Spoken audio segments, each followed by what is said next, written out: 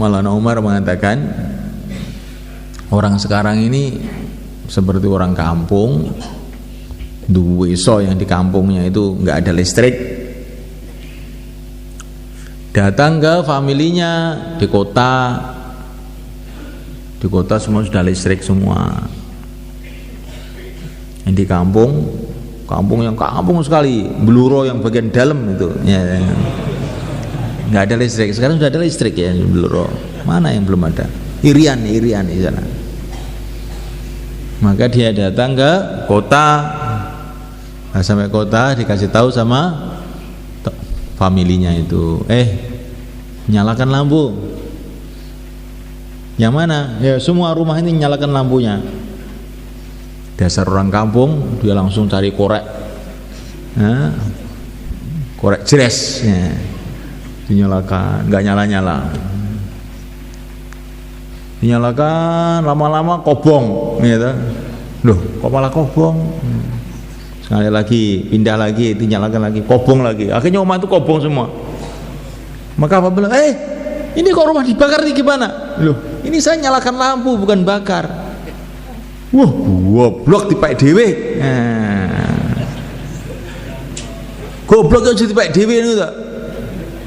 Lah piye jarine kon nguripne lampu. Nah. Lagi wis tak uripne wis bener lah wis barang bener kok mbok salah niki piye karepmu ki. Cara menyalakan lampu itu wong desa ini loh pencet klek sudah hidup semua. Ini sumbernya listrik ini di rumah ini loh, tombolnya itu, skaklarnya itu, seklek sudah hidup, nggak usah pakai korek begitu, itu ya malah rumahnya terbakar. Nah begitulah kita ini kan. Kita ini seperti orang desa tadi itu menghadapi masalah itu. Makhluk sana, kita hubungi, sedangkan yang menciptakan makhluk, yang mengatur makhluk, yang nyetrum makhluk, Allah Subhanahu wa Ta'ala itu tidak kita hubungi. Akhirnya malah terbakar semua itu, malah rusak semua jadinya. Bukan jadi baik, tapi malah jadi rusak. Perbaiki hubungan kita kepada Allah. Langkah pertama, yakin yang benar, yang berkuasa hanya Allah, yang menentukan hanya Allah, yang berkuasa hanya Allah. Allah melihat saya, Allah mendengar saya. Kemudian taat kepada Allah dengan cara yang telah ditunjukkan oleh Allah, yaitu dengan cara Rasulullah SAW. Sibuk di dalam ini, meluruskan keyakinan, meluruskan amal.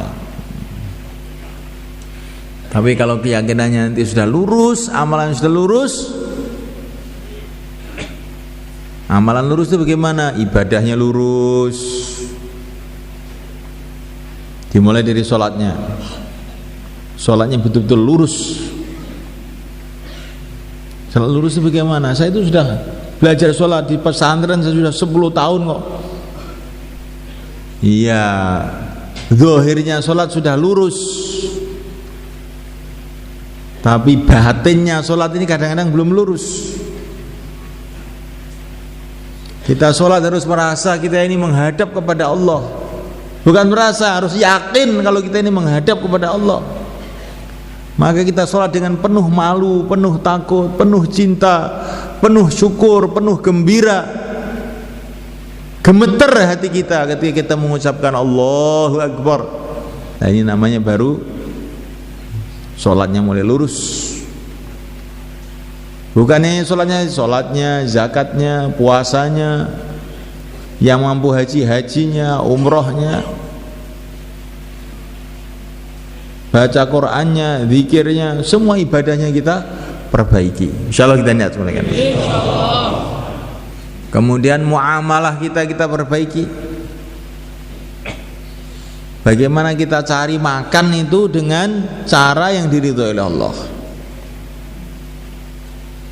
Allah itu berkuasa memberikan kita makan tanpa kerja, tanpa usaha, kayak malaikat. Allah kuasa. Ini ingat-ingatin, Allah itu kuasa memberikan kita ini makan, minum, tidak perlu kerja apapun, tidak perlu usaha apapun, nasi masuk sendiri ke mulut, Allah kuasa. Kayak ikan-ikan di laut itu, dia nggak punya kerja, nggak punya apa-apa, nggak pernah belajar ekonomi, itu kenyang semua itu perutnya. Tetapi Allah menjadikan kita ini perlu usaha itu adalah ujian dari Allah. Apakah kita taat kepada Allah, apakah tidak? Itu hanya ujian dari Allah. Apakah taat kepada Allah atau tidak? Apa kita berdagang dengan cara halal, apa berdagang dengan riba? Apakah kita bertani dengan cara halal atau bertani dengan tidak halal? Galengane tonggone dileh. Galengan gak iso ngalih, piye iso ngalih? Ben tahun tambah ombo, saya tambah ombo. Tonggone tambah siut. Barang siapa yang memindahkan tanda tanah, maka tanah itu akan dikalungkan ke lehernya nanti pada hari kiamat sampai 7 lapis bumi. Maka bertani dengan cara halal, gepyok dengan cara halal. Jangan kalau bawonnya dibersihkan, ini untuk bawon, yang untuk yang lain itu yang kotor-kotor. Wah, ini namanya tidak amanah, ini namanya. Kita mencakul dengan cara yang halal. Jangan mencakul katanya pagi sampai zuhur, ngerokoknya 1 jam. Nah, kamu tuh digaji untuk ngerokok apa digaji untuk nyangkul? Akhirnya gajinya nyangkul tadi masuk perut kita, jadi penyakit hati. Penyakit hati itu bagaimana? Kalau dengarkan bayan ngantuk, kalau ngerasani orang melek, ya itu penyakit hati. Kalau suruh zikir tidur, kalau nonton TV nggak tidur. Nah, itulah penyakit hati namanya itu. Gara-gara maculnya itu nggak bener. Ini semuanya Allah Ta'ala. Kalau ke kantor yang bener. Jangan yang dipikir mau terima gaji tanggal 5 tapi nggak pernah masuk. Memang tidak diurus, saya sudah baik kepada kepala kantor saya. Iya, tapi kamu tidak baik dengan Allah karena kamu menyalahi janji kamu.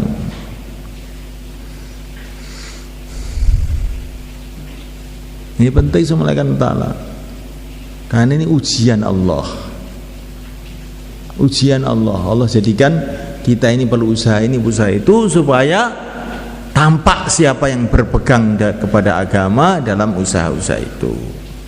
Nah, nanti kalau berpegang pada agama dalam usaha-usaha itu, kita di surga sudah, nggak usah usaha. Makanan datang sendiri, minuman datang sendiri. Burung-burung datang. Assalamualaikum, kata burung-burung kepada ahli surga. Assalamualaikum ya wali Allah. Mau makan burung? Enak loh saya ini. Iya, coba langsung geletak sudah jadi panggang. Tinggal makan saja. Selesai makan tinggal tulangnya miber lagi. Itu nanti di akhirat sudah nggak usah usaha apa-apa. Allah berkuasa di dunia begitu juga. Tapi Allah Subhanahu wa taala menghendaki menguji kita ini bagaimana? Muamalahnya harus benar, muasyarahnya harus benar. Jangan mentang-mentang kita ini jadi ayah terus seenaknya sendiri dengan anaknya. Loh, itu mah anak kamu, tapi itu makhluk Allah, bukan makhluk kamu. Kalau kamu bersikap tidak baik kepada anak kamu akan ada urusan. Ini anak saya tak tempeleng, tak dupak wis. Sabar wani.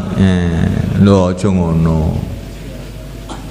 Kuwi enggak nek Gusti Allah, nek Gusti Allah gak seneng karo kowe piye ngono.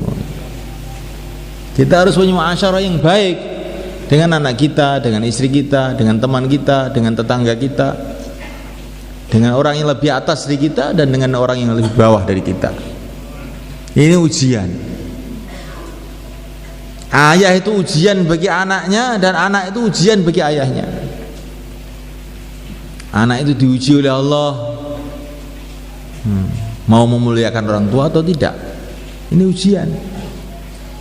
Ayah pun juga diuji oleh Allah, mau menyayangi anaknya atau tidak. Kedua-duanya diuji oleh Allah. Jangan nanti salah paham tuh anak-anak muda yang datang istimewa sampai di rumah itu, loh kamu tadi dengar bayan nggak? Itu ayah itu nggak boleh marah-marah sama anaknya loh. Nanti kalau marah berarti dosa. Nah, kamu anak ngengkel terus juga dosa, sama saja. Ya, anak itu harus memuliakan orang tuanya, orang tua harus menyayangi anaknya. Seorang wanita diuji oleh Allah dengan suaminya, taat nggak dengan suaminya? Karena kewajiban seorang wanita itu diantara taat terhadap suaminya, asalkan suaminya tidak menyuruh yang buruk. Tapi juga suaminya punya diuji oleh Allah. Apakah dia bertanggung jawab dalam membawa istrinya itu atau tidak? Maka kita harus punya muasyarah yang baik, pergaulan yang baik dengan seluruh umat Islam, yang dekat, yang jauh, siapa saja. Termasuk kepada tamu. Ini ada rombongan para sahabat datang satu kampung. Ini para sahabat sudah kelaparan semua, tapi orang kampung itu tidak mau nyuguh. Tamu-tamu nggak usah disuguh. Orang kampung itu begitu, bakhil-bakhil orangnya kampung itu. Lah orang bakhil itu memang dihukum oleh Allah. Tiba-tiba pimpinan orang kampung itu disengat ular, diobati apa-apa nggak bisa. Akhirnya bingung, wah ini mungkin ini tamu-tamu ini ada yang bisa nyuwuk ini mungkin. Mereka datang, ini pimpinan kami disengat ular ini, obati apa-apa nggak mempan semua, mungkin ada yang bisa nyuwuk. Maka sahabat bilang, ya ada, ya pakai syarat, kamu ini nggak mau nyuguh tamu, nanti kalau saya nyuwuk sembuh, apa upahnya? Katanya sahabat, sudah saya kasih kambing-kambing ini untuk kamu. Ya, bacain Fatihah, Bismillahirrahmanirrahim, Alhamdulillahirabbil alamin 7 kali, langsung sembuh. Ya sembuh. Akhirnya kambing-kambing itu dikasihkan pada para sahabat. Ini rombongan para sahabat ini, ayo kita bagi-bagi kambing ini, bagi-bagi. Kita kan rombongan, bagi-bagi ini, jangan dimakan sendiri. Tapi yang nyuwuk tadi itu bilang, oh jangan begitu, laporan dulu sama Rasulullah, boleh nggak dimakan begini, opah nyuwuk ini.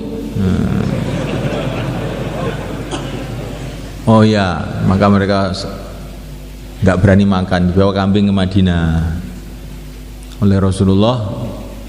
Oh boleh, nggak apa-apa. Kamu kok bisa tahu Fatihah itu kok merupakan jopo suwuk itu, dari mana kamu tahu?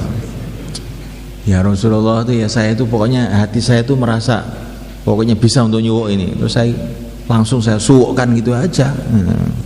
Ya bagus, bagi-bagi, dan saya dikasih bagian juga, kata Rasulullah.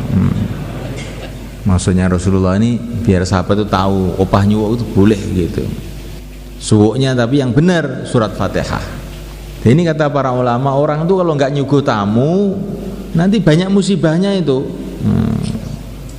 Maka kalau ada jamaah datang ke tempat kamu, sembelihkan ayam, insyaallah kan? Al-bakhil ya'kulu amwalahul aida, kata para ulama. Orang yang bakhil hartanya akan dimakan musuhnya. Orang yang dia benci akhirnya makan hartanya itu. Jadi semuanya Allah Ta'ala, ini muasyarah yang baik, akhlak yang baik. Bagaimana akhlak yang baik itu? Kuncinya akhlak yang baik itu, jangan suka menyalahkan orang, tapi biasakan menyalahkan dirinya sendiri. Nanti akhlak kita bisa jadi baik. Ini kuncinya begitu semuanya. Kalau orang itu sukanya menyalahkan orang lain, maka akhlaknya ditambah buruk tiap hari. Tapi kalau orang itu menyalahkan diri sendiri, nanti akhlaknya tambah baik. Ini anak-anak saya kok semrawut semua, ini gimana ini? oh ini yang salah saya ini jelas. Maka saya akan tingkatkan doa saya, tingkatkan akhlak saya, biar saya jadi contoh untuk anak-anak saya. Tapi kalau kita nyalahkan orang saja, memang anak demit ini, loh itu anak kamu kok anak demit tuh, berarti kamu tuh demit ya kalau begitu. Yang demit kamu berarti,